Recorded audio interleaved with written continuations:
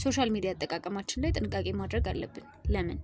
አንደኛ የሰዎችን ህይወት በመኖር የራሳችንን ረስተነዋል። we are too invested በሌሎች ሰዎች ህይወት ላይ እንትና እንዴት ኖረች፣ እንትና ምን ተናገረች ብላ ብላ የራሳችንን ህይወት የራሳችንን እንጀራ ሙሉ በሙሉ ዘንግተነዋል መባል በሚያስችል ደረጃ ማለት ነው።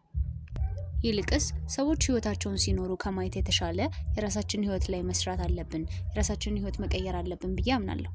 እንደዛ ታስቡ።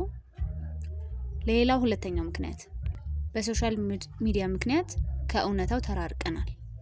ሶሻል ሚዲያ ላይ የሚታየው ነገር በሙሉ እውነት እንዳልሆነ ተደጋግሞ የተነገረ ቢሆንም አሁንም ግን ከዛ እምነት አልወጣንም። የገሊት ህይወት ከኔ ይሻላል እያልን ፈጣሪ በብዙ የባረከንን ህይወት መመልከት አልቻልንም፣ መመልከት አቅቶናል። ሁልጊዜም አማራሪ ነን። ለምን? አጠቃቀማችን በሙሉ ማስተዋል ያነሰው ስለሆነ ማለት ነው። ስለዚህ ልብ በሉ።